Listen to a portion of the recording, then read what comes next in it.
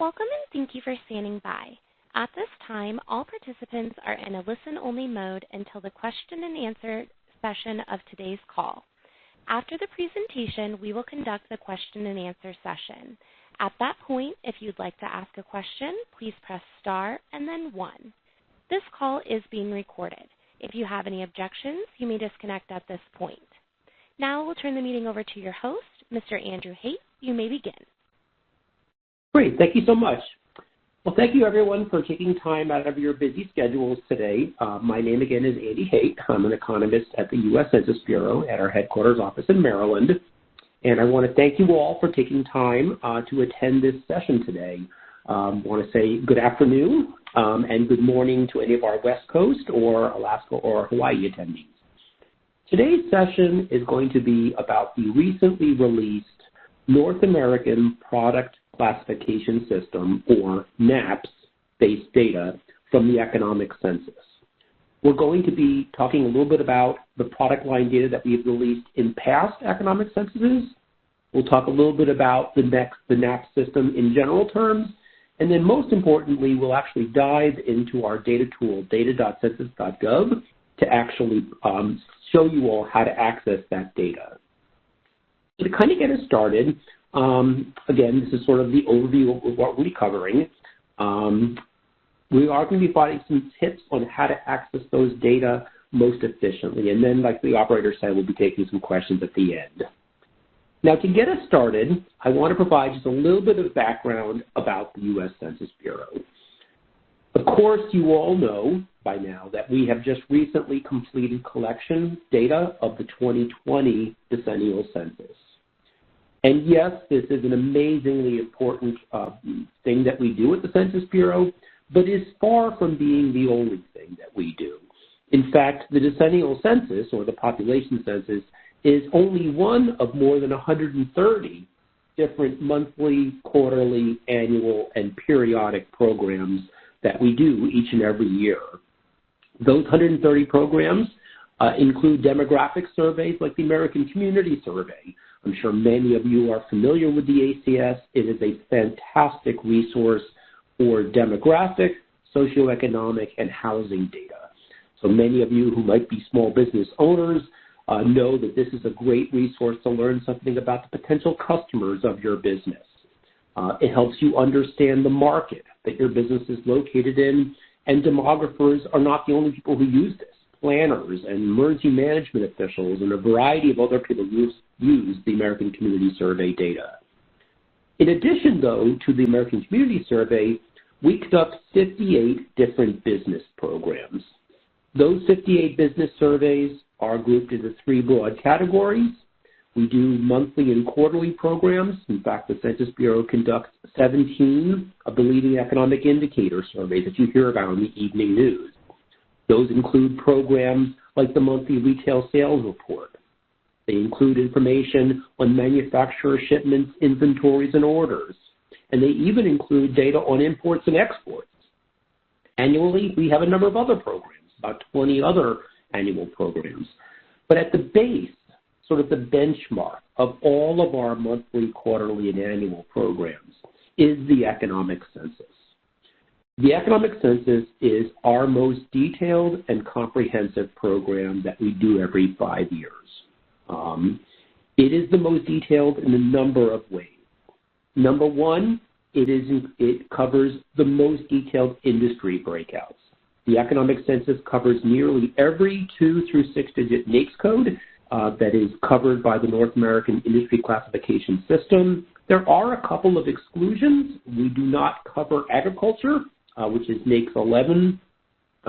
That is because the U.S. Department of Agriculture does. They conduct the Census of Agriculture, and they have a number of ongoing programs as well that provide detailed industry on farming and other NAICS 11 activities. There are also a few other exclusions, and as you can see on the slide, I have provided a link to a list of those exclusions. Just to let you all know, not only is this session being recorded today, but all of the materials you're going to see today are going to be posted up to the same website as where you went to learn about this survey, learn about this webinar. The Economic Census is also our most detailed program in terms of geography. This program provides data at the national and state level, of course, but we also have information for most sectors of the U.S. economy at the metropolitan area, county, and even place levels. Place, if you didn't recognize that term, is the word that we use to talk about cities, towns, villages, and boroughs. And in the Economic Census, we recognize places of 2,500 population or 2,500 jobs or more. So we have this really detailed geographic data. The Economic Census is also our most detailed program in terms of the other dimensions that we publish. Just next week, on December 8th, I will be conducting another webinar on just what is a small business.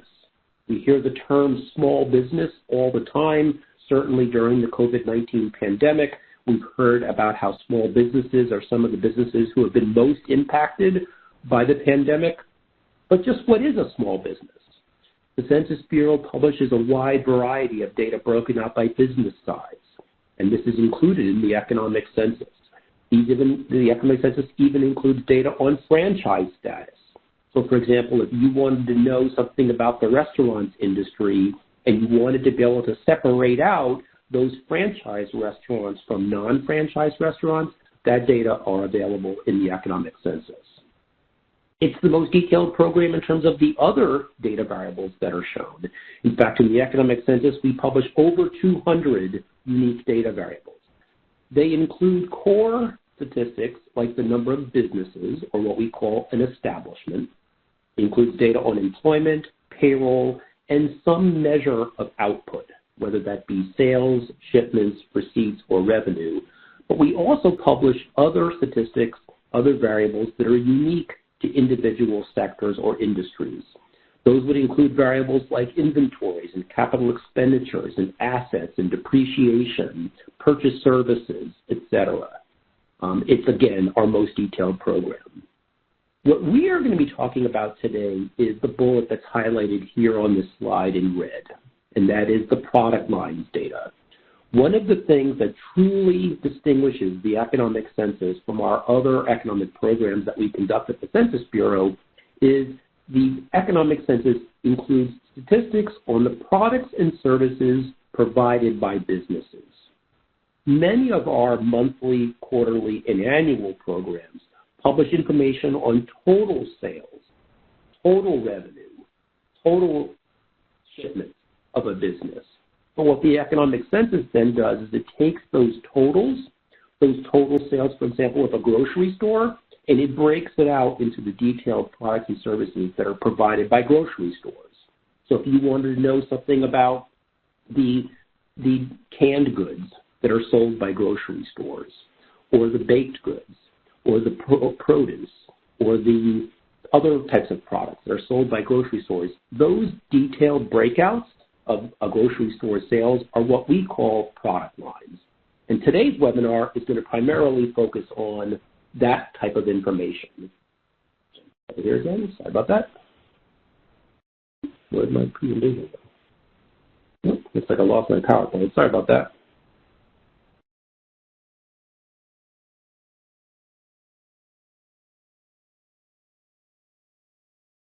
I apologize for the delay here. It looks like my computer is doing something here right in the middle of my presentation, updating Microsoft Office. I apologize so much for this. Let's see what's happening. Well, Andy, while that's updating, I don't know if you want to take a question or we could wait till the end, but I could read one off if you like. Sure, that'd be great. Thank you, Greg. Will the impacts of COVID on businesses be included in the next Economic Census data that is released? Yeah, so a great question. So the 2017 Economic Census is our most recent Economic Census program that we're doing right now. We will be releasing data from the 2017 Economic Census through the beginning of next year, and those data will actually reflect the calendar year 2017 data. The next Economic Census is actually for the 2022 Economic Census. And Those data will not be published for quite some time. However, those monthly, quarterly, and annual programs that we talked about are all programs that would actually show the more timely impacts of the COVID-19 pandemic on our economy. You wouldn't see in those very timely programs data on specific product lines, but you would actually, but that detailed data, the more summary level data is available. So sorry about that. Like I said, we got stuck there. Great. Okay. So let's. Okay. So I do see a question that just came in from one of our attendees asking about why it takes so long. The Economic Census, being the most detailed program that we conduct, takes the longest time of any of our programs for a number of reasons. First of all, collecting data from every single employer establishment in the United States takes time. For the 2017 Economic Census, that was approximately 4 million businesses across all sectors of the U.S. economy. We also got a late start on this census because of some budgetary challenges, and right in the middle of collection of the 2017 Economic Census data, we had the government shutdown. So we began releasing, as you'll see in just a moment, data from the Economic Census in September of last year. That was about 9 months behind where we would have been in the 2012 Economic Census. So it does take a long time to collect that data. We also, being the Economic Census, we also spend a lot of time ensuring that the businesses responded and making sure that their responses are accurate. As I mentioned, those monthly, quarterly, and annual programs are often baselined or benchmarked back to the Economic Census. So if you don't get a comprehensive count of businesses in the U.S. every 5 years, those sample-based programs that would then be based on top of the Economic Census would take a very long, could potentially not have as accurate data. So it's really important that we do get a good count of all those businesses over time. Okay, let me kind of go on with the presentation here. So as I just said, we started releasing data from the Economic Census in September of last year. The first report that we released was something called the First Look report. That data included national level statistics by 2 through 6 digit industries, and it gave us a brief glimpse into what our economy was like in the 2017 calendar year. Starting in January of this year, we started releasing something called the geographic area statistics, and these are the data that most of you are probably most familiar with. These are the data products that have that local area information, the data at the state, metro, county, and even place levels. Of course, to protect the privacy of individual businesses, we do periodically have to suppress data for very small levels of geography, but that is one of the hallmarks of the Economic Census, that we do at least have that detailed information, or we try to publish it. The section of the schedule that I have circled here is what we're going to talk about today, and that is those product statistics. Those data were just released about a week or so ago, and today we're going to be talking about what you'd find when you actually go in and access those data. Next week, we're going to be releasing the establishment and firm size reports, or the first reports from that statistics. That's where those business size breakouts are shown. And then finally, into the rest of next year, we'll complete the miscellaneous statistics reports. Now, let's talk about these product data, these product statistics that we've published in the past. Number one, in prior economic censuses, the data, the product statistics data, was published in separate data sets, separate tables for each and every NAICS sector. So, for example, there was a product statistics data table specifically for the retail trade sector. There was a separate product statistics table for the manufacturing sector, and a separate file for retail trade, and a separate table for the healthcare sector. What that did was it made it challenging for users who were interested in looking at product statistics across NAICS sectors, because they would have to go to multiple tables to access those product data for each of those sectors. Second, the structure and contents of each of those data sets was slightly different.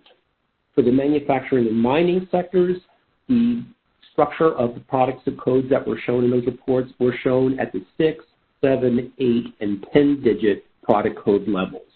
As the number of digits increased, so did the amount of detail. And you'll see an example of that in just a moment.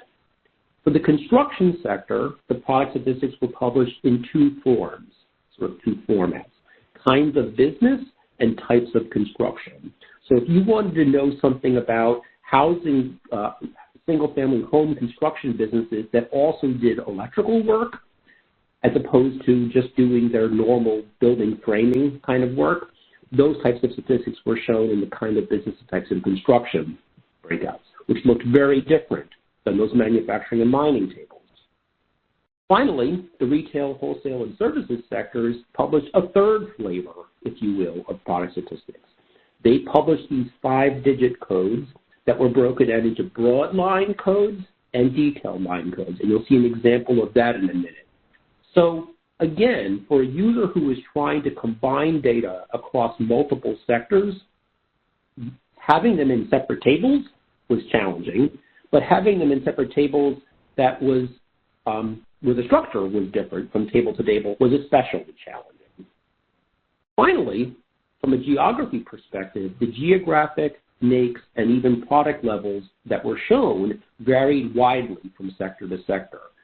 Some sectors only showed their product data at the national level, others showed them down by state. Some showed them only at certain selected NAICS levels, and some showed them at the more detailed NAICS levels. The other challenge with the product statistics data was there was limited or no sharing of product lines across sectors. Now, we all can probably think of businesses where that business does a certain type of activity as their primary activity, but they also do other things. For example, my wife works at a large garden center here located in Maryland. They are primarily a garden product, a plant retail business. Folks come in to buy shrubs and perennials and a variety of other products that they would then plant themselves at their house. But that business that is primarily classified as a retail business also has a fairly large wholesale operation. They do installation of the plant. They have a landscape services business, which is a services sector business, and they even have food that they sell in the place.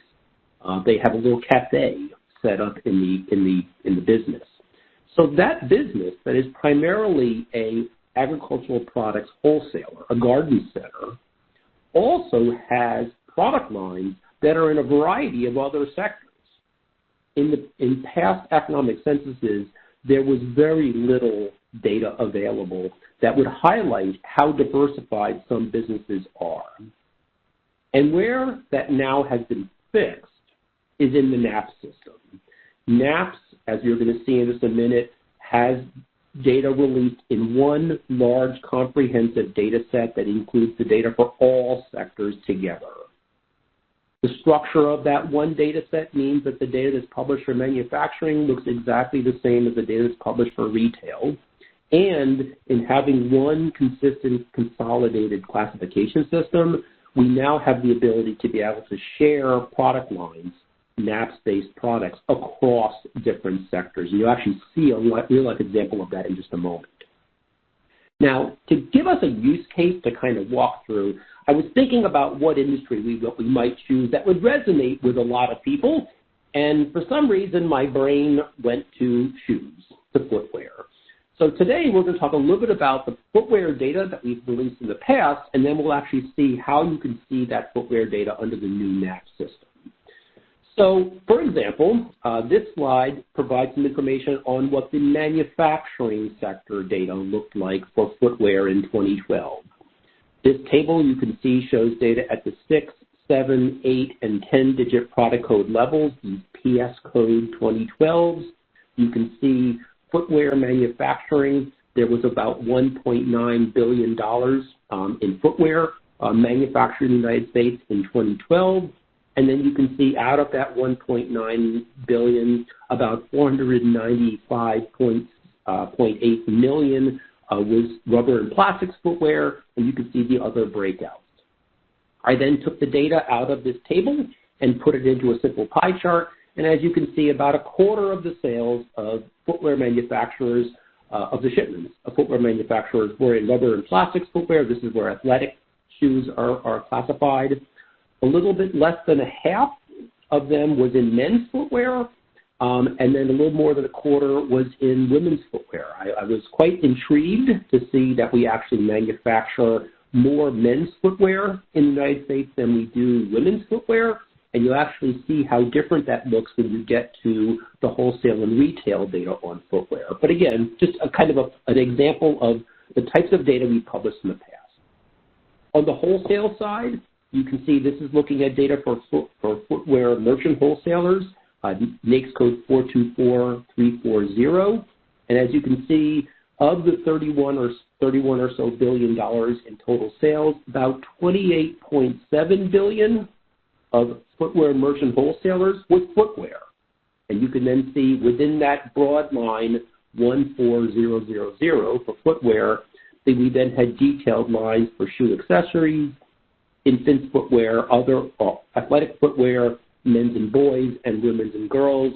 And you can see the breakout. And as you could tell, the women's, misses, and girls footwear, excluding athletic footwear, was the largest piece. About 18 billion of the 27 billion was for footwear merchant wholesalers was in women's, misses, and girls footwear. So this is the kind of breakout that we published for the wholesale side. And again, just kind of looking at that data some more, we can clearly see that of the sales of footwear merchant wholesalers, by far the largest share of their sales was in footwear. But as you can see, footwear merchant wholesalers actually sell other types of products, women's, misses, and girls clothing, men's and boys clothing, etc. Breaking out that footwear total, that broad line total in the first chart, we can then see within that footwear total, the vast majority of it is women's, misses, and girls footwear. Men's and boys was ranked second. The athletic footwear was ranked third. And then infants and shoe accessories was ranked fourth and fifth for those footwear detail lines. And then finally, because this table allows users to look at the different types of industries within wholesale trade that sell footwear, that wholesale sell footwear, you can see the vast majority of footwear is actually sold, footwear wholesaling was sold by footwear merchant wholesalers, but wholesale trade agents and brokers also sell footwear, as do men's and boys clothing and furnishing merchant wholesalers, etc. So again, two ways of looking at the data: the products of an industry, or looking at a product and all the industries that sell that product. Looking at the retail side, we can see again, of the $30.8 billion in total sales of shoe stores, about $27.5 billion of that was for footwear, and you can then see the breakout for men's and boys, men's and women's outdoor hiking and sports boots, footwear accessories, children's footwear, etc. So this is the kind of breakout that we had published in the 2012 Economic Census. And again, a couple of charts that show that within shoe stores, the vast majority of the products sold by shoe stores are footwear, but they also sell menswear, women's, juniors, and misses wear, other merchandise, and even sporting goods and recreational equipment. Those were the top 5 broad lines within that particular type of business, shoe stores.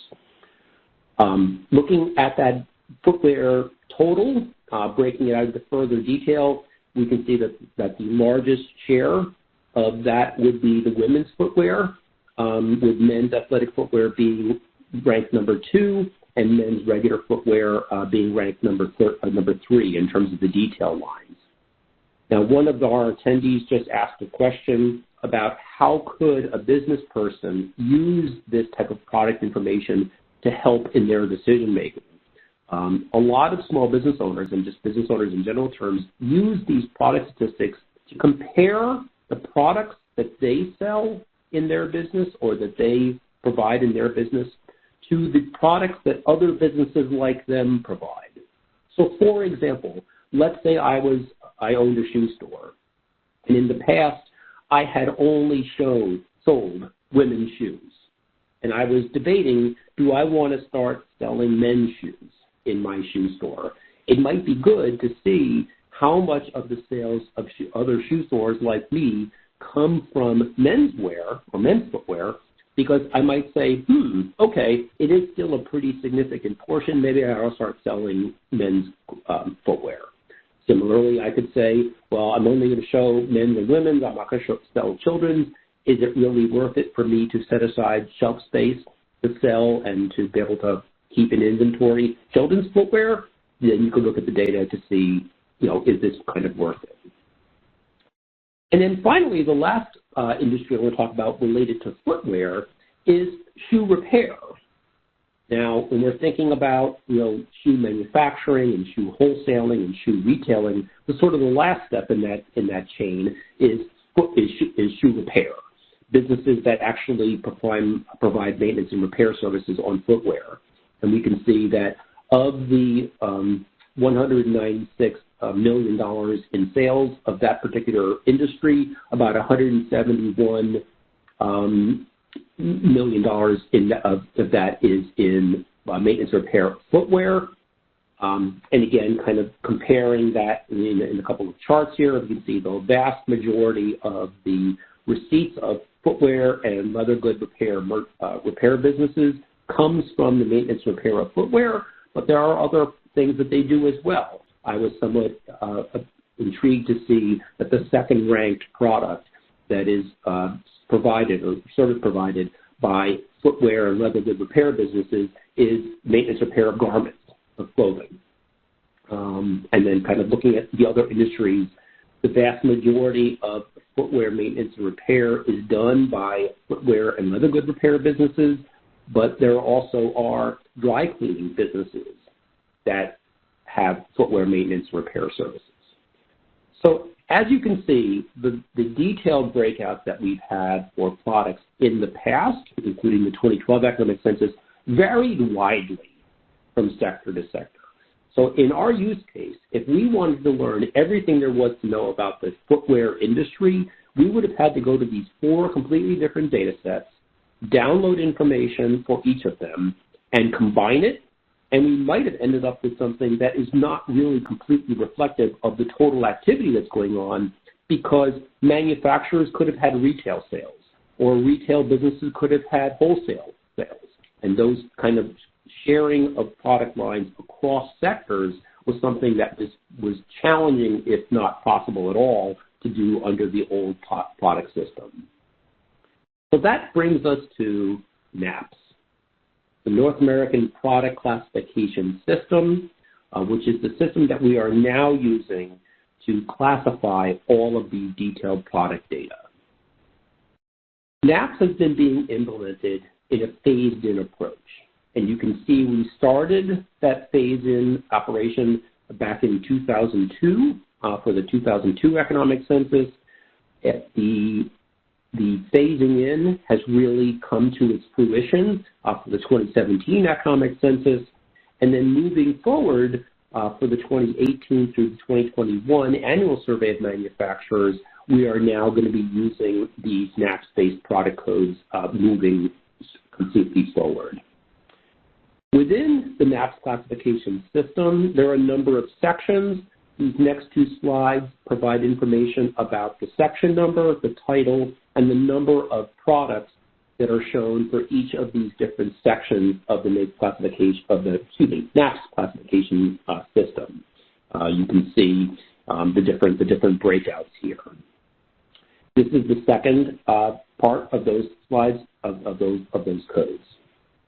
Now, when we think about how we have implemented NAPCS in the 2017 Economic Census, All of these NAPCS-based codes are 10 digits long. And as you can see in the table at the bottom of the slide, they identify whether that is a broad line or detailed line based upon the last digit of the 10-digit code. For product codes, collection codes that end in a 0 are broad lines. And these are the higher level products that are collected across all sectors of the U.S. economy. So for example, in my example I have here, there is a broad line for room or unit accommodation for travelers. So that would be the product line that hotels would primarily report under for the revenue, for the sales, their receipts that they have for renting out rooms or selling rooms to travelers. However, those businesses would also then have the ability to report the detailed lines. So within that broad line, 700, 832, 5000, there's then 5003, 5006, and 5009 that break out that room or unit accommodation for travelers into those rooms that have maid service, that don't have maid service, or that are shared room accommodations. So those are the three detail lines. Broad lines, again, are being collected across all sectors. So if you have a hotel that generates revenue from the rental of rooms for travelers, they would report this. But if you had, I don't know, make up something silly, a manufacturing business that for some reason had rooms for rent at their manufacturing facility, if you ever wanted to spend a night sleeping at a automobile assembly plant, you could do that. That detailed breakout would actually be shown as a broad line, and that broad line would be eligible. Businesses across all sectors of the economy would have the ability to report that broad line. The detailed lines are primarily intended for industry-specific collection. So that manufacturing business might not have the ability to report the detailed lines for hotel rooms that have maid service or without maid service, but they would have the ability to report the broad line. All told, there's about 3,200 broad lines and about 4,700 detailed lines. So as you can tell by looking at those numbers there are some broad lines that don't have any detailed lines within them, and then there are some, like this one I have here, where you have a broad line with 3 detailed lines. Okay. Now, I did just see a note a few minutes ago about comparability. One of the key aspects when I talk to data users about using our data is how comparable are the numbers that you've published in the past to the numbers that you're now publishing now. Roughly 80% of the 2017 Economic Census collection products map directly to a single 2012-based legacy products. Another way of looking at that is about 85% of the detailed lines and about 70% of the broad lines are one-to-one matches. So that means, for example, if you were looking at data for yogurt, except frozen, the NAPCS collection code 2000-85000 maps exactly one-to-one to the legacy product code 311511A1. That means that if I wanted to compare yogurt, except frozen, between 2012 and 2017 to see how that number has changed in that 5-year period, I could actually do that. The last bullet I have on the slide here is a really important one because it gives you information about where you can see that mapping. What are those 85% of the detailed lines that are one-to-one, and what are the 15% of the detailed lines that don't match exactly one-to-one, that are where the content of that product code in 2012 and 2017 are different. So I've provided that here as well. Now, there's a couple things I want to mention. Here on this last bullet, it alludes to holes in the mapping. Some of you who have been familiar with the actual, with our 2012 product data know that we've historically published something called an NSK, a not specified by kind. For businesses that we know are making a particular product, but we don't know specifically what they are making, we have a catch-all category called an NSK, a not specified by kind, where we could say this is the residual of that was not reported to us, but we know it's in this broad industry. There is no mapping. Those holes don't include the mapping for those NSK codes. And similarly, there's in many industries, there has been a sort of catch-all, a residual product case where you have maybe 30 different product lines and then a all other merchandise kind of a category. Again, once again, those residual products that are particular or unique to particular industries are not actually included in this mapping. Finally, I want to quickly mention that there is no direct comparability for the construction sector products because, as I mentioned before, the construction products that we have published in the past, those KOB and TOC codes, the kind of business and type of construction codes, are quite different than what the NAPCS-based products are for the 2017 Economic Census. Now, when we talk about how the NAPCS-based data are being presented, they're being presented in two main ways. The first way is looking at the products of an industry. You choose an industry code, and you get to see what are the NAPCS-based products, both broad and detailed lines, for that specific industry. But there's also a table that's flipped the other way around, industry by product, where you get to look at a NAPCS-based product and look at the industries that make or sell or provide that particular product. These two views of the product line data, of these NAPCS-based data, are very important. From the business owner perspective, the products by industry are very important because it allows them to compare the products of their business to the products of other businesses like them. The industry by product data, though, is really important. If you wanted to find out something about what are the industries or industries that sell a particular product. Now, I'm going to give you a real-life example. A number of years ago, the state of Maryland was considering raising the cigarette taxes, the taxes that the state of Maryland charges on tobacco products in the state. And they wanted to find out what are all the types of businesses that sell tobacco products in the state of Maryland, because they wanted to know something about the types of businesses that might be impacted by this tax law change. They used the industry by product data, and looking at those data, they realized that in the state of Maryland, and it's probably true in many other states, the number one industry that sells tobacco products is convenience stores.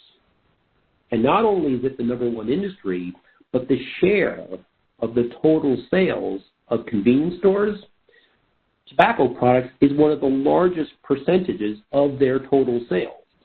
So not only do a lot of these businesses sell tobacco products, but the amount that they sell makes up a large portion of their revenue of their business.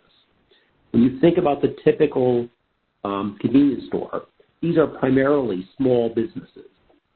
And the state decided that this tax law change could potentially impact these guys more than other types of businesses, and in the end, they decided to not make the tax law change because, again, they knew something about the types of businesses that were likely to be most impacted by increasing the taxes on those tobacco products. Now, when we present these data, we always publish quality measures along with the data. These include variances, but they also include imputation rates, and you actually see that in just a moment. Now, this is a sheet that I created that I think you all could probably print off and just sort of save as a cheat sheet for the Economic Census. When you're going into our data.census.gov platform, and we're going to do that in just a moment, and you want to look at the different products, these NAPCS-based products by sector, the first digit of the NAPCS-based product code identifies what sector that product is most closely associated with. So all the 10-digit NAPCS product codes that begin with the number 1 are primarily associated with the mining sector. All those that begin with the number 5, which we'll see in just a moment, are primarily associated with the retail trade sector. It's a nice, simple way to jump right down to those products that you most care about, and you'll actually see that when we actually get into data.census.gov. Now, in terms of the geography levels that are being shown for these NAPCS-based products in the 2017 Econ Census, we are showing national and state-level data for the retail trade sector, for educational services, the healthcare and social assistance sector, for arts, entertainment, and recreation, for the accommodation and food services sector, and finally for NAPCS 81, which is the other services sector. I do want to point out to you all, well, first, all the other sectors that are not those ones I just listed will only have data at the national level. Now, I do want to point out to you that there are a couple of sectors that we used to have state-level data for that we will not now have state-level data for under the new NAPCS classification system. Those include the wholesale trade sector, the information sector, professional, scientific, and technical services, management of companies and enterprises, and finally the administrative and support and waste management and remediation, a real mouthful sector. Those sectors, we had state-level data available by product line in the 2012 Economic Census. Those sectors will only produce national-level statistics. So it's a little bit of a bummer that we lost that data.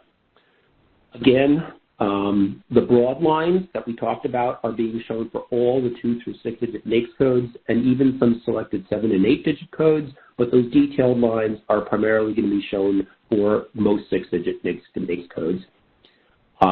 Finally, we are not showing the type of operation breakout that's typically shown for the wholesale trade sector. All we are showing is for type of operation equals 00, which is the total.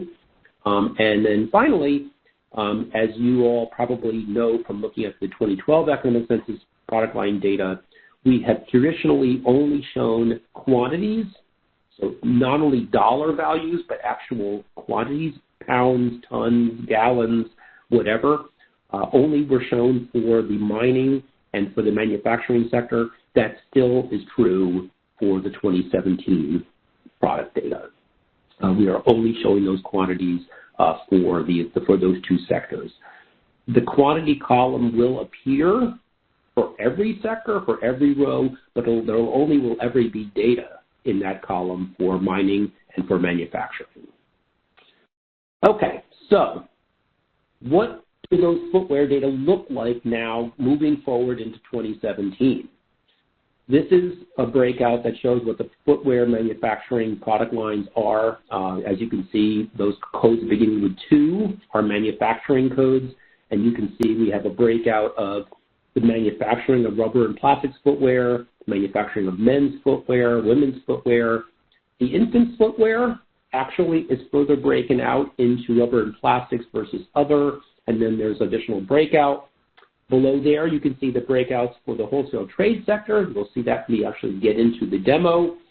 Retail, these are the product lines that are being shown, these NAPCS-based products that are being shown for the retail sector, specifically for shoe stores. And then these are the corresponding NAPCS-based products for that footwear repair industry that we were looking at before. So you're now saying, how do I get to all this great data in the data.census.gov application? I have included screenshots of what we're going to do now live, so you do actually have something to refer back to later, but I am going to jump out actually live out to data.census.gov and actually do a live demo for you of how to access those data in this data.census.gov platform. So the first use case that we're going to talk about was that shoe store use case. I want to understand what are the products that we published in 2017 for shoe stores. So I'm going to go to the advanced search option in data.census.gov. That is the typical way that I usually send users to the data. I'll choose codes, And I'm going to first start off and choose NAPCS codes because I want to specifically look at data for shoe stores, which is a retail business. So I'm going to choose retail trade. I'm going to scroll down to clothing and clothing accessory stores, 448. I'm then going to choose 4482 shoe stores, and finally I am going to choose 4482. You will notice that there is a 44821 and there's actually a 448210. They are all the same thing. It doesn't matter whether I chose the 4, 5, or 6-digit NAPCS code. In this case, I'm going to choose 4482. Now, the next thing I'm now going to do, and really the first tip for you all, is I'm going to go into surveys, and I'm actually going to choose from this list the Economic Census from this particular list, because I want to limit the results that are shown back to me just those files that are available from the Economic Census. Now, I want to give you a tip here. You will notice that there's an option here that says ECN Economic Census. And if I scroll down even further, I'm then going to come to a section that says ECN Economic Census of the United States, Economic Census U.S. lines data. Do not choose this one here. If you choose this checkbox, all you're going to see is the 2012 Economic Census product lines data. What I want to choose from this list is the first one, fortunately, the first one that appears, ECN Economic Census. And then the last thing I'm now going to do, and this is a very important step that I'm now going to do, is I'm now going to go to the NAPCS collection, and I'm going to click on all NAPCS collection codes. This step is necessary because if you skip this step and you only choose shoe stores and Economic Census, when you then open the NAPCS particular data product, you're only going to see a single product line, just the total. You're not going to see the full NAPCS breakout. So now we've made that selection. I'm going to now click on search, and we can see that here is a table that we're interested in, industry by product for the United States, U.S. and states. I'm going to go ahead and choose that table, and when the data file now opens, we're now going to be able to see all of the detailed NAPCS-based products that we published for the 2017 Economic Census for shoe stores. You can see there's a lot of breakout over here that is available. This very first line is the total. So for shoe stores, wait here, there's 24,844 shoe stores in the United States. And if I then scrolled over, I can see that their total sales is about $36 billion. $32 billion of that total amount of sales, that $32 billion, is for retail sales of footwear and footwear products. So you can see when we were looking at that before where for shoe stores, the vast majority of their sales comes from the sale of footwear. But remember how I mentioned that now we are able to look at not only retail products being sold by a retail industry, in this case shoe stores, but this new NAPCS system now lets me go in and actually businesses can report other products, other NAPCS-based products outside of retail trade that may be also products that they sell. And you can see the very first product here on the list is a product code that begins with 4. That's a wholesale product. So not only do retail shoe stores retail shoes, but they also provide wholesale sales of footwear. Now, you can see the number of establishments is suppressed. So it's a very, very small number, probably, or where we had to suppress the data. And you'll see there are a few cases where we've had to suppress the information here to protect the privacy of businesses and for data quality concerns. But the sheer fact that we actually have products outside of the retail trade sector is really important. Similarly over here, here's a number of codes that begin with 7. These are services sector. This is rental, maintenance, repair, and alterations, etc. So you can see there are 58 shoe stores in the United States that provided this particular service. So again, this new classification system and the new consolidated way to merge that data across different sectors makes it much more comprehensive and much better to get a complete picture of the total products and services provided by businesses. So that was the first way that I wanted to show you to get into these data. The second scenario I now want to talk about is, what if I care about a particular product and I want to see what are all the industries that sell that particular product. So I'm going to go back to my advanced search, and this time I'm going to start off with NAPCS collection codes, and I want to go in and I want to pick a retail code. So I'm going to scroll down over here. I'm going to see retail products. Those are those ones beginning with 5. I'm going to choose that. And I'm going to go through this list, and I'm going to find the retail product code 500047500. That is the retail product line for shoes. So I'm going to scroll down over here, and here is my, not quite yet, 500, oh, I think I may have gone too far. 50475. Oh, I didn't go here. Here we are. Retail sales of footwear and footwear accessories. Now, you notice there isn't a little checkbox. That means that this particular broad line, ending with 0, has detailed lines within it. So if I choose that one, I can either choose the broad line, or I can choose each of the one or more, all of the detailed lines. Now, here's a tip. If you wanted to look at all the industries that sell or provide a certain product, remember I said that those cross-sector products are only shared or only shown for broad lines. These detailed lines are not going to give me the full breakout that I would see looking at the broad line. So I'm going to start off with the broad line, and I'm going to do that. So now we've said, okay, I have made a selection for that particular product. The next tip I want to tell you is you now need to go to industry codes, and now I need to choose all available NAICS. It's a really important second step, and a lot of users that I've talked to have forgotten to do that second step, because that second step then lets me see all of the industries that sell that particular retail product, footwear, not just the total. If I did not check off all available NAICS, all I would be seeing is the total. When I now click on search, I can now go ahead and look at this table, product by industry. That's the one that I'm interested in. And when I now open that particular table, I can now see all of the detailed 6-digit NAICS codes that sell footwear.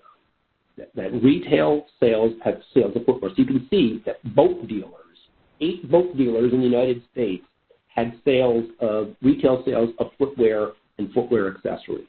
So this is the complete list of every industry, retail industry as well as non-retail industries. You notice right there at the very top, we had a wholesale industry. This is footwear merchant wholesalers also had sell retail sales of footwear. These are all my retail industries, and if I scroll down even further, I get down to even some services industries. So sports and recreational instruction, this particular industry over here had 3 businesses had retail sales of footwear. So this is allowing me to see all those details. Now, one little tip I want to show you is if I now click on this industry by product breakout, this is going to bring up a table of the 2, 3, 4, 5, and 6-digit NAICS codes. And it's interesting to see within a particular sector, what is the distribution of the sales of retail sales by wholesalers, by retailers. So it's an interesting way to kind of come at that type of detail. And then finally, down here is the NAPCS-based data for the Economic Census of Island areas.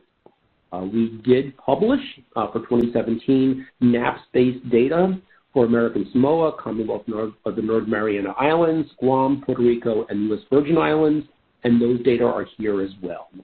So it's a nice way, the new data.census.gov platform makes it much easier for users to now look at these product lines across multiple industries and across multiple products.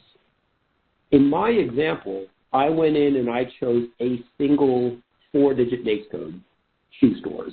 But I could have easily have gone in and looked at all 4 of those industries that we were talking about at the start of this presentation.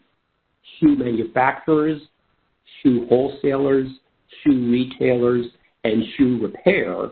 And I could have selected all 4 of those NAPCS codes and viewed all of the product lines for each of those 4 industries all at one time. I wouldn't have to go to 4 separate data sets like I used to have to do in the 2012 Economic Census. So hopefully you've seen that accessing these data, while it's different than how it was, it makes accessing that information much, much easier. So let me jump back out to my PowerPoint file. There we go. And I want to, so here's what the screenshots that I showed you all of how to get to those different data files. One thing I do want to mention to you all is that we actually have product line data available in the annual survey of manufacturers. So you'll notice that if we had not chosen Economic Census from that initial menu, we would have also seen the data from the annual survey of manufacturers that will produce that product line data. That's also going to be in there as well, and we could go in and actually choose that data. So in summary, just to kind of close our presentation out for today, the Economic Census provides an amazing wealth of business data.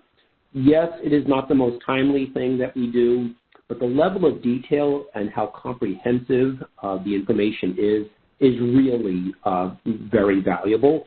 The data are still being released. As I said, these NAPCS-based products were just released last week, but more data are coming. We have those size-based data coming next week, and then those miscellaneous subject reports after there.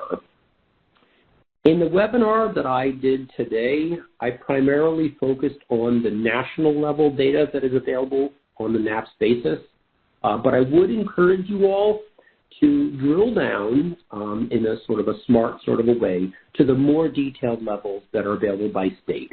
I mentioned to you earlier that there are about 6 or 7 sectors that we are publishing data at the state level, and I would encourage you all to check that out. You do see some really interesting patterns where certain states, businesses in a certain industry, in a certain state, their product that they mix, that they sell, look quite different than that same business in another state. While the whole classification system here has changed quite a bit, the data themselves are really quite similar.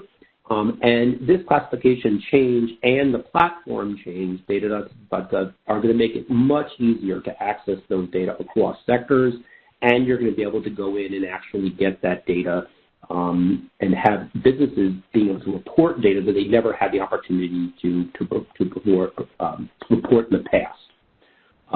We do very much encourage you all to learn how to use the new data.census.gov platform. It's not quite new anymore, but we definitely want you to be using it, and we want you to send us our feedback, send us your feedback, excuse me. What do you think of this particular platform? And we'd like you also to help promote it with your colleagues. I mentioned this at the very beginning of the presentation, but all of these materials that we talked about today, the PowerPoint file, all of the data sets, the charts and graphs that I created just to kind of illustrate what data were available in the past and now what's available now, will all be posted to our Census Academy website. Again, I've included the link here in the bottom left-hand corner of the slide. It's the site where you went to learn about, to click on the link to actually launch this webinar in the first place. So all of the materials will be posted in the coming days. So just kind of check back to see when it's posted there. So with that, we are done. Here is my contact information, my email address and phone number. I would encourage you all to check out the NAPCS website. We have provided that link here too. And if you have questions about understanding NAPCS, I've included the link there too. So Greg, let's see if there are any questions that came in via chat, and then we'll take some questions over the phone. Okay. I know that you picked a few up during the presentation. and our panelists have been answering some of them as well. Let me see what I can find here. There was one that I'm trying to find about possibly a bridge between NAPCS and NAPS. I'm not sure if you had covered that, Andy, in the presentation. Right. So I guess what I'm going to say is this. There is bridge information. There's a comparability information that relates the 2017 NAPCS-based product codes to the 2012 legacy-based product codes. So that bridging, because you're comparing products to products, and that will allow you to understand how did the products that we collected in 2012, how do they relate to the products that we're now collecting and publishing in 2017? So there's definitely comparability information available for there. When I think about the linkages between NAPCS and NAPS, what I think the attendee is probably more asking is understanding what are the NAPS codes associated with each NAICS code. And essentially, that linkage between NAICS and NAPS, what are the products and services provided and sold by businesses in each NAICS code, that essentially is the data set. That's the entire data file. And that data file represents what that mixture of products for businesses were like between, for the 2017 year. How that mixture of products will change moving forward. Going to 2022, for example, we may see that certain products that were not as common in 2017 for businesses in a certain industry maybe become more common. Certainly, we all know during the pandemic that restaurants that never provided drive-through or carry-out service were in a wholly different type of a place than businesses that always provided those types of services. Those restaurants that had, before the pandemic, provided carry-out service or drive-through service were able to weather the pandemic potentially better because they were already prepared to deal with people coming in and taking food to go. That breakout of restaurant sales by how the sale is made, whether it's carry-out, table service, sit-down, drive-through, whatever, that product, that breakout has historically been published as a product line breakout for the restaurants industry. So again, it'll be interesting to see how that mixture of products has changed when we get to the 2022 Economic Census. Will those restaurants that had to start providing carry-out and drive-through service, will they continue when the pandemic is finally over? Or will they say, I want to go back to running our restaurant the way we did all along? So great question. Hopefully that answered it. Any other questions, Greg? Or do you want to go over to the phone? Maybe over to the phone. See if anyone's been waiting great. On that. Okay. Operator, if you want to see if anybody has any questions over the phone, that would be great. Thank you. We will now begin the question and answer session. If you would like to ask a question, please press *1, unmute your phone, and record your name clearly when prompted. Your name is required so we can introduce your question. If you need to cancel your question for any reason, you may dial *2 to cancel your question.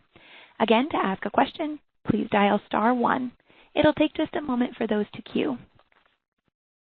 Great. Thank you.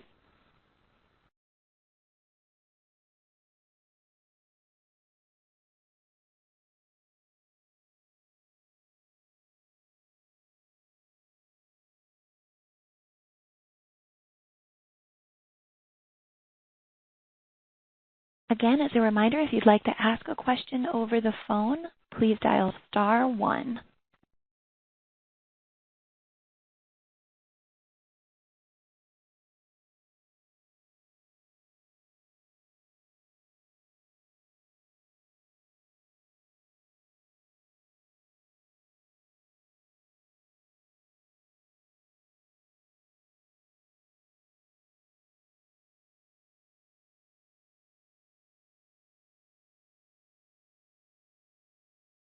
All right, our first question today. Go ahead, your line is open. Yeah, hi. I'd be interested in seeing an example, maybe not walk through the example like you did with the shoes, but you indicated services were also categorized under this platform. Can you show an example of what sort of services, and in particular, I'm especially interested in the nonprofit / charitable sector? Okay. So as you can see on the slide, one of the industries that I had talked about in sort of a footwear sort of related thing was NAPCS code 811430, which is footwear and leather goods repair. So that is a services industry, an industry that provides repair services for folks who want to come in and get the soles of their shoes repaired. The same way as I went into the data.census.gov platform and selected shoe stores, I could have just as the same way have gone in and chosen this particular industry. Now, when you talk about nonprofits, we publish data in a number of sectors of the U.S. economy on what we call tax status. We don't actually have data on profit or nonprofit businesses, but we have data on taxable versus tax-exempt businesses. And you could go in and you could find statistics for an industry that has taxable or tax-exempt businesses. So, for example, legal services, that particular industry has data broken out for taxable versus tax-exempt. So sort of like the legal aid societies that provide legal services for folks who can't afford to hire an attorney, that would be a tax-exempt legal service business. And you'd be able to look at data for legal services and look at the different products and services provided by those businesses. The product data that is shown from industry to industry varies widely, and it really is a kind of fascinating comparing the product breakouts that are shown for industries versus other ones. You know, in the example I was showing you all for shoe manufacturers, the breakout of shoe manufacturers actually had it broken out by the size of the shoe. Size 6 and larger, size 4, and it's this breakout of athletic versus non-athletic, leather, etc. When you get to retail, it's a different breakout. So that would be, I'd say you could do that same type of search that I ran for shoe stores. You could run for any of those types of businesses. So does that make sense? Sure. I'd have to dig into the data and see, but yes. Okay.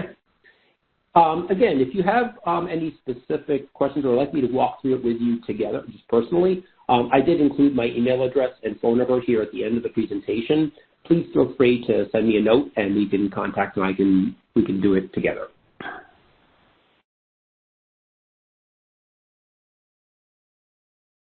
Any other questions?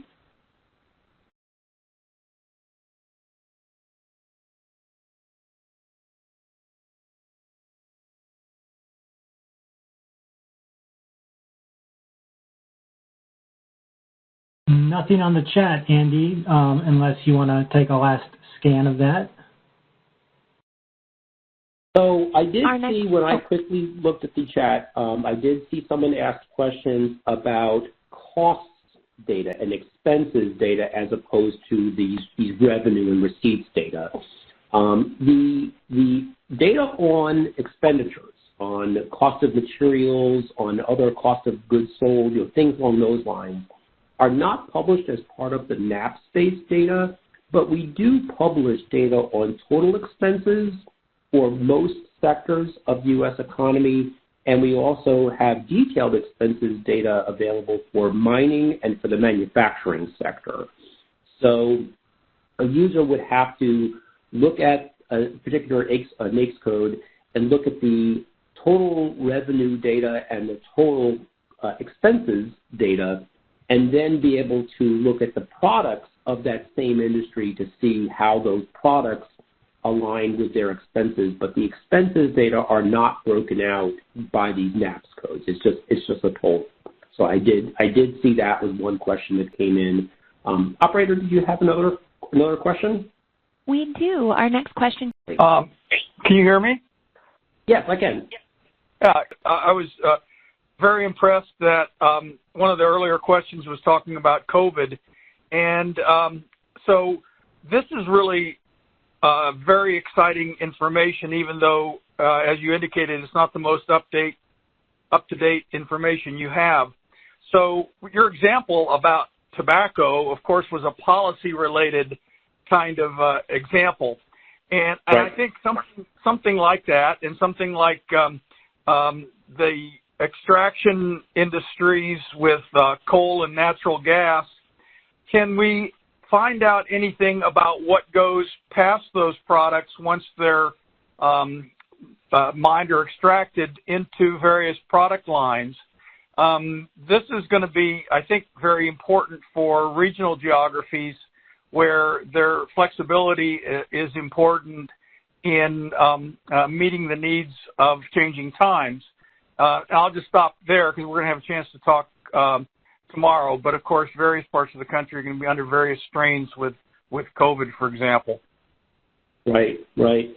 So thanks for the question. So obviously, when you think about the product data that is available across each sector of the economy, those product lines, these NAPCS-based products, are tailored to the specific industry, but you could match up those products across industries to see sort of the chain of those products. So to stick with your example, a mining facility, let's say a quarry, mines rock, and the product lines, the NAPCS-based products of that mining, of that quarry, would include the bulk stone that they mine at that quarry.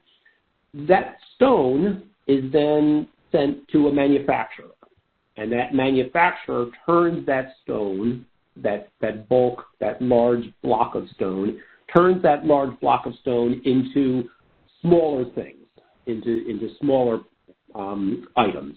Let's say it turns it into tombstones, just to pick not a very happy thought, but it turns it into something like, or maybe let's say building stones to build a building.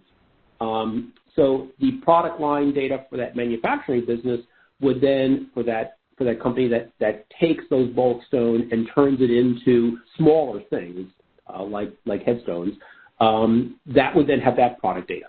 Now that stone, the output of that manufacturing business, then goes to a wholesaler, and that wholesaler then sells that stone to a retail business that actually sells that stone to the customer, to the funeral home, to the funeral director or whatever.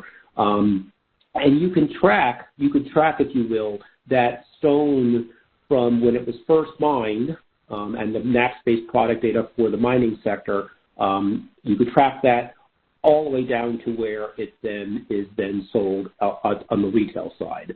And some of those products, you're going to probably have an easier time of doing that type of a mapping. Other ones are a little bit more challenging, but it definitely helps us understand sort of supply chain here in the U.S. So yeah, great question. Thank you. Yep. As a reminder, if you'd like to ask a question over the phone, you can dial *1. Our next question, your line is now open. Hello, I sort of want to mimic if you can hear me, I hope you can. Yep. The question that was asked a couple ago, which is, are you able to tell the kinds of energy inputs that the manufacturer used in producing whatever products they produce? You know, how much of the energy was solar or wind or hydrocarbon? And the other is, for any of the sales of any types of goods, are you able to tell how many of what percentage or what quantity was manufactured outside the United States as opposed to manufactured inside the United States? So that's two questions. Right. So let's first talk about sort of the inputs, the materials. Just as for the manufacturing sector, we publish these NAPCS-based product data that talks about the products that business is manufacturing. we also then have a corresponding materials consumed table that breaks out the different materials that that business is consuming to make those products. They are published in a completely separate table from these NAPCS-based tables data, but there are corresponding data that allow you to look at the inputs of a manufacturing operation and then look at the cost of those inputs versus the shipments of that final product. The inputs themselves, the actual breakout that we publish in those materials consumed table, vary quite a bit from industry to industry. So, for example, the material inputs that we ask of an automobile assembly plant would be very different than the material inputs that we would ask of a bakery that manufactures tortillas or bread or some other baked good. And whether or not those material breakouts would include the utility type of a detail, I'd have to check that. I think the short answer is probably not. We do publish information on, we do collect information on generated and consumed electricity and other fuels, but whether that electricity came from a solar farm or whether it came from other electric power generation facilities, that I'd have to check. I think the answer is probably no. We wouldn't have it broken out into that level of detail, but I could actually check that. The other part of your question then, the second part of your question was about sort of knowing whether or not that product, let's pick on a retail business, whether or not that retail business is selling products that were manufactured here in the United States or products that were manufactured outside the United States. That type of a breakout would not be available in the Economic Census, but you could get some ideas about how much of that is really going on by combining the data that we publish in the Economic Census with the data that we publish in our trade programs. So when you look at the total retail sales of automobile dealers, and then you look at the manufacturer shipments of automobile manufacturers in the United States, and then you add to those manufacturing shipment numbers the imports data of automobiles, then you could get some picture of what share of the retail dealer, of the retail industry for car dealers, is coming from vehicles that were manufactured here in the United States versus vehicles that were imported. You'd have to go through some gyrations, obviously, to kind of do that comparison, but that would probably be the potentially easiest way to actually do that kind of comparison. I wish we had it more. It's ironic. In my 30-something years working at the Census Bureau, I never have users telling me that we publish too much data. It's always, they always want more detail, and I always have to tell them every question that you are asking that we should add to our surveys and publish in our data is another question that we have to ask that business to respond.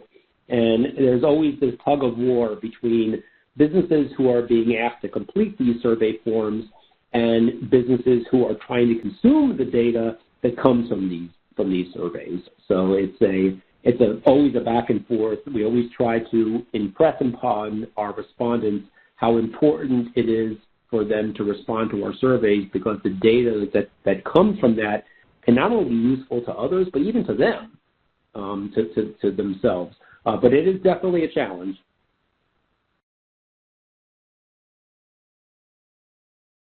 Our next question comes. Your line is now open. Hello, Andrew. I was wondering, hello? Does Census, hello? Yeah. Does Census produce the concordance between the NAPCS and HS codes, like the concordance that exists between the HS and the NAICS codes?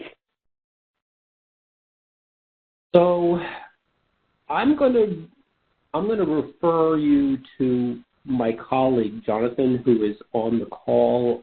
I think the answer is no. There is not a concordance between HS and NAPCS. Jonathan, do you know if there is? Yeah, hi. Can you hear me? Yes. Okay, great. So there currently is a concordance between NAPCS and HS, and we're working on developing the coordinates between NAPCS and HS, but it's not completed yet. That's where that stands. Okay. That's kind of what I was thinking, that they hadn't done that yet. I'm wondering, is there another way of kind of getting at that, kind of in a roundabout kind of way? Go HS to NAPCS and then NAPCS to NAPCS. I don't know. I'm kind of thinking, how can we do that? Yeah. Yeah. All right. So it is being worked on, though. It's is there any sense of when 2021, 2022, 2023? Like, is there any sense of putting that out? Yeah, I don't have like a hard date on when that would be published. It's sort of a difficult process. There's a lot of HS codes, and we actually are doing it with trilaterally between Mexico and Canada too. So there's some negotiations between the three countries and figuring out where all these products go. We're probably like 3/4 of it done or so, but it's hard to say exactly what date it would be done. Hopefully. All right. Thank you very much. We have no further questions in queue at this time. Okay, very good. So it looks like we may, let's see here. There's a few other questions that I think have come in. I'll just touch on a couple of them. We're running a little long. One of our attendees noticed that in the NAPCS tables that I was showing you all in data.census.gov, there were some cells where the data was flagged with an S, and some cells where the data was flagged with a D. An S typically refers to a suppression of data due to standards, publication standards, where the data that is hiding, if you will, under that S is our statistics, or is a number that our statistical standards would make us say we don't want to publish that number. We don't feel comfortable with publishing a number for a statistical quality standard reason. The D in the table specifically refers to a withholding of the data due to disclosure. All of the statistics that we publish in the Economic Census are subject to Title 13 of the U.S. Code requirement.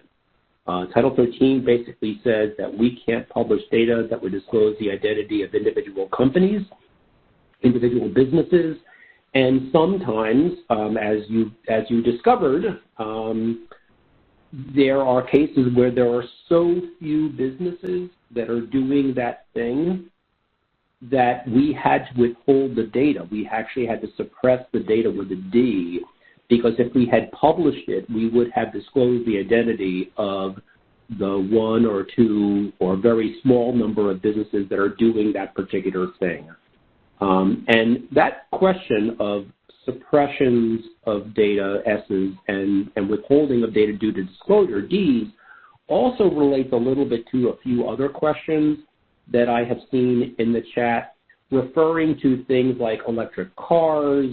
When are we ever going to have data on electric cars being a subcategory of all the automobile data we publish, e-bikes being a subcategory of bicycles.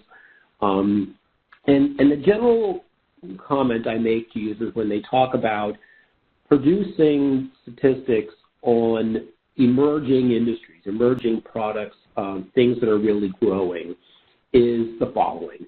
First, in order for us to be able to publish data for a particular industry, there has to be enough activity going on in that thing, whether that's an industry or whether that's a product, to allow us to collect it and publish it. There's no sense trying to collect data. I'm just going to make up something. It wouldn't make sense for us to collect data on e-bikes if there were only one electric bike manufacturer here in the United States. We couldn't publish it because there's only one. So first of all, there has to be enough of them that we could collect it and publish it. Second, We also need to make sure not only is there enough of them, but that they're not all owned by the same company. This is a company-based rule. The disclosure rule is a company-based rule. So you might have 30 businesses that make e-bikes, but those 30 businesses are all owned by the same one or two companies. We couldn't publish the data. So it has to be collectible and publishable. And there also has to be, if you will, a bit of a documented need for the data. I'll give you a real-life example. Under the NAPCS classification system, we just last census introduced brand new NAPCS codes for solar, geothermal, biomass, and wind electric power generation. Many of you who have been in areas of California where they have these huge wind turbine farms know that some of those turbines have been around for a while. But if they were so geographically located only in certain areas, we couldn't collect the data. And it's now become, that industry has grown to such a point that now it makes sense for us to actually collect and publish detailed data. And then finally, as Jonathan just alluded to, when we introduce new breakouts of industries by NAPCS, and when we are considering introducing new breakouts by the other classification systems like NAPCS, those discussions need to happen more than just with the Census Bureau. The Census Bureau is just one of more than a dozen statistical agencies in the U.S., many of whom use the NAPCS and NAPCS classification systems. It's a negotiation between all of us. And also, in the case of NAPCS, for example, it's a three-country agreement. So the NAPCS codes are derived or determined by a committee, if you will, that has representatives from the U.S., Canada, and Mexico. So it takes us a while sometimes to break out these emerging industries, first because they have to grow enough to where we could do it, and second, it needs to be a demand for the data, and we have to have the ability to actually collect it. And then finally, the countries have to agree. In my 33 years at Census, I've seen activities come into birth and then die. We used to collect data on pagers at the Census Bureau. We don't collect data on paging anymore, or it doesn't have its own NAPCS code because that activity has sort of declined. But yeah, great question about sort of keeping the data fresh.